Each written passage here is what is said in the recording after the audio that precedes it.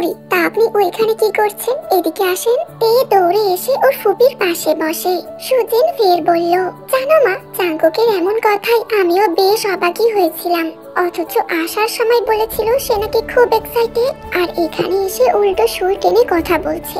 আমিও বলে এসেছি তুই থাক তোর মুড নিয়ে, আমি চললাম বাপের বাড়ি। আম্মু, লুসি জাঙ্কুকে আনতেই যাচ্ছিল, কিন্তু তার আর প্রয়োজন হয়নি।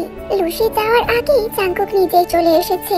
অনেকক্ষণ গাড়িতে বসে থাকার পরেও যখন কেউ যাচ্ছে না, তখন জাঙ্কুক গাড়ি থেকে বের হয়ে দেখছিল কেউ আসছে কিনা। কিন্তু হঠাৎ করেই কোথা থেকে একজন ভিক্ষুক চলে আসে। ওনার সাথে একটা ছোট বাচ্চাও আছে। জীর্ণ শীর্ণ অবস্থায় অসহায় দৃষ্টিতে জাঙ্কুকের কাছে কিছু টাকা চাইছিল, কিন্তু ওর কাছে তো টাকা ছিল না। জাঙ্কুকের ওদেরকে দেখে খুব মায়া হচ্ছিল, তাই টাকা নেওয়ার জন্য নিজের ইগো বিসর্জন দিয়ে বাড়ির ভেতরে চলে আসে। জাঙ্কুককে দেখে সুজিন মুখ টিপে হেসে বলল, তোর ইগো আর ধরে রাখতে পারলি না তো? নেহাতি বাধ্য হয়ে আসতে হয়েছে, নয়তো আসতামই না। তাই বুঝি? আপু, কিছু টাকা দাও তো। বাংচাং সাহেবকে এসে বলল জাঙ্কুক। বাংচাং সাহেব স্বাভাবিক ভাবেই বললেন, কেন? বাহিরে একজন ভিক্ষুক এসেছে, তাকে দিব।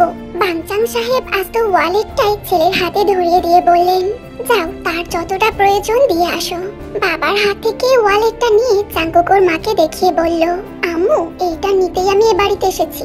সুজিন ছেলের এমন মহৎ কর্মে খুশি হয়ে তৃপ্তির হাসি দিয়ে ছেলেকে চোখে ইশারা করেন টাকাটা দিয়ে আসার জন্য।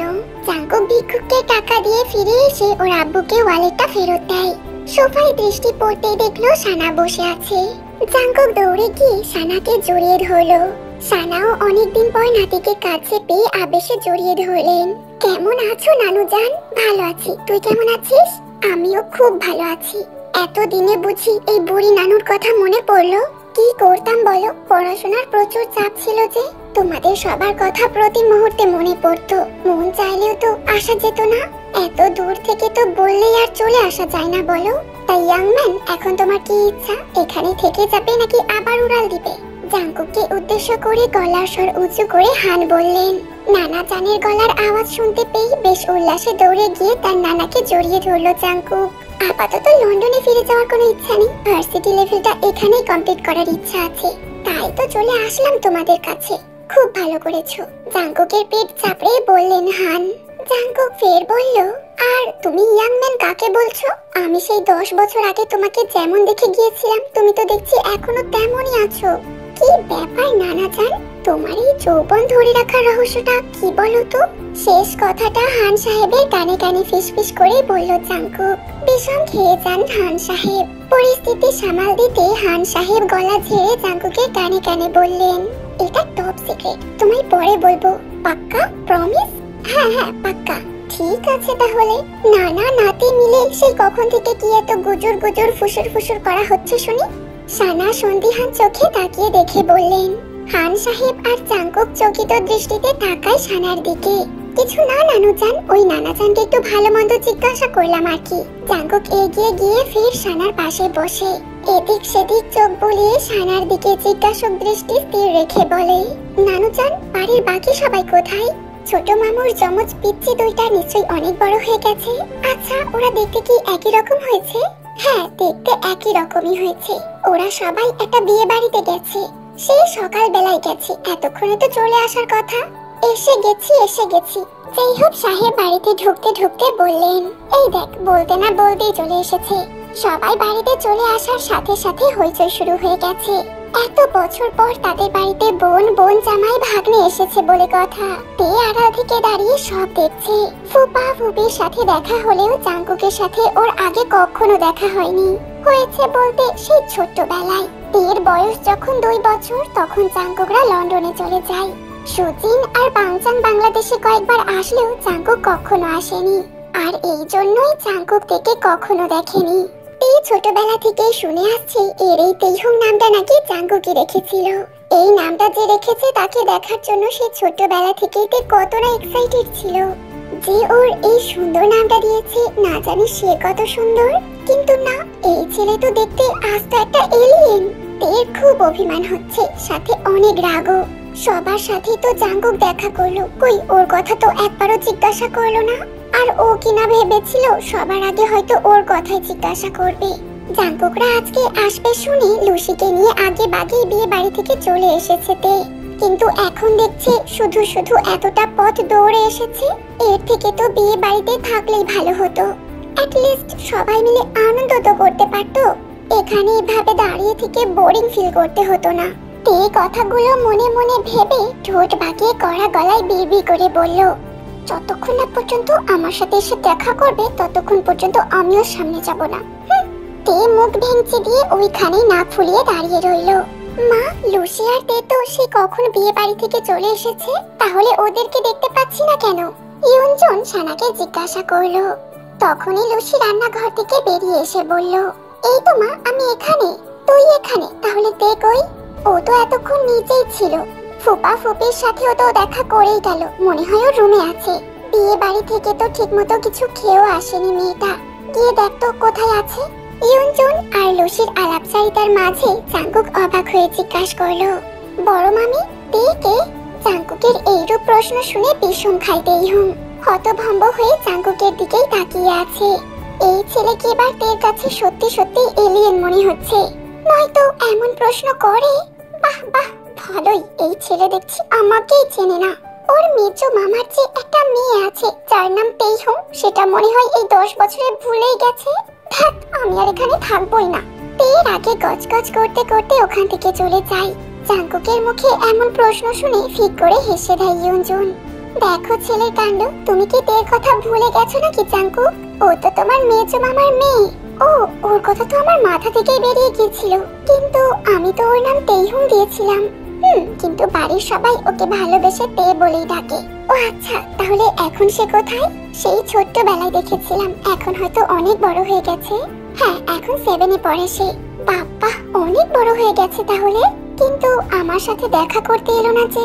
জাঙ্কুকের কথার প্রত্যুত্তরে সুজিন বললেন, এসেছিল, তখন তুই গাড়িতে ছিলি। তোকে কি বলেছে জানিস? কি বলেছে? তখন তের বলা কথাটা সুজিন সবাইকে বলে দেয়। তের বলা কথা শুনে সবাই ফিক করে হেসে দেয়।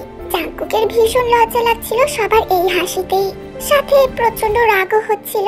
পিচ্চি মেয়ের এত বড় সাহস! জাঙ্কুক কোনো মতে ওখান থেকে সুকাকে নিয়ে ঘরে চলে আসে, নয়তো সবাই মিলে আরো হাসাহাসি করতো যে ওকে নিয়ে। জাঙ্কুক রাগে গজগজ করতে করতে রুমে ঢুকলো। মেয়ের সাহস দেখেছো? ওকে অপমান করে। এই জাঙ্কুককে, এই মেয়েকে তো জাঙ্কুক পরেই দেখে নেবে। কি ভাবছিস জাঙ্কুক?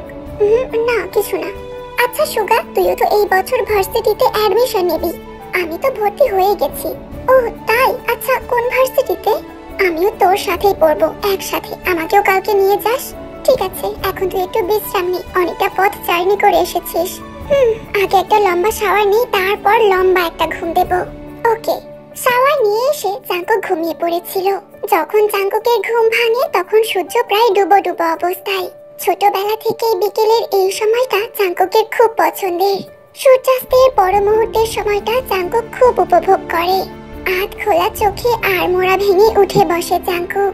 থাই গ্লাসে ডুবন্ত সূর্যের তির্যক রশ্মি চোখে পড়তেই এক লাফে বিছানা থেকে উঠে সোজা দৌড় লাগায় ছাদের উদ্দেশ্যে।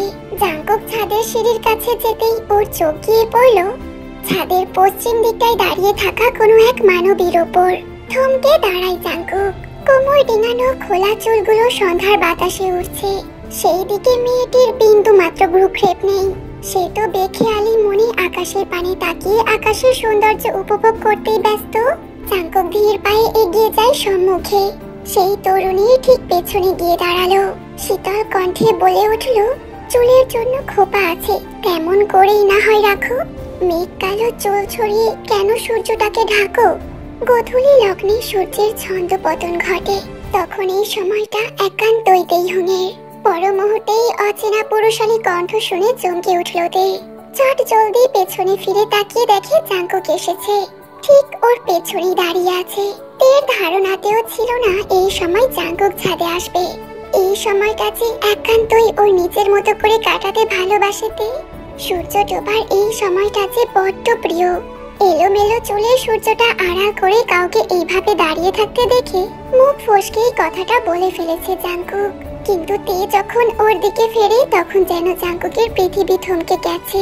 তের উজ্জ্বল দীপ্ত চাহনি, সুন্দর ওর গড়ন, চোখ দুটো টানা টানা আর পাপড়িগুলো ঘন কালো। বুদ্ধিদীপ্ত ওর চেহারা, ভ্রু যুগল উঁচু আর ধনুকের মতো বাঁকানো, থুতনির মাঝখানটা একটু ভেতরের দিকে চাপা। পরক্ষণে চোখ গিয়ে আটকে যায় তের বাম গালের ঠিক মাঝখানে থাকা কুচকুচে কালো তিলটার ওপর। ওই কালো তিলটা মুখের সৌন্দর্য দ্বিগুণ বাড়িয়ে দিয়েছে। কোমর ডিঙানো ঘন কালো চুল, দেখলে যে কারোরই একটু ছুঁয়ে দিতে মন চাইবে। জাঙ্কুক মুগ্ধ নয়নে তাকিয়ে আছে তের শ্যাম বর্ণের মুখশ্রীর দিকে। কিছুতেই দৃষ্টি ফেরাতে পারছে না সে।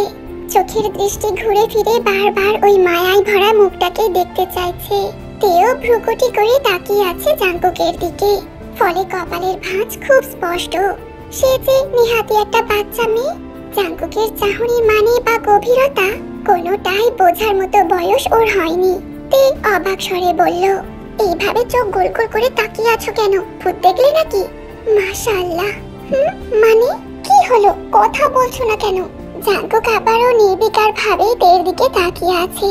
তের ড্রয়িং রুমের কথা মনে পড়তেই একটা তপ্ত নিঃশ্বাস ফেলে মুখ ভার করে বলল, এতক্ষণে বুঝি তোমার আমার কথা মনে পড়লো? বাড়িতে এসেছো সেই কখন?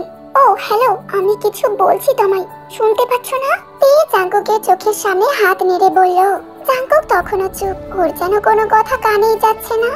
তে আপু, মেজমা তোমায় ডেকেছে।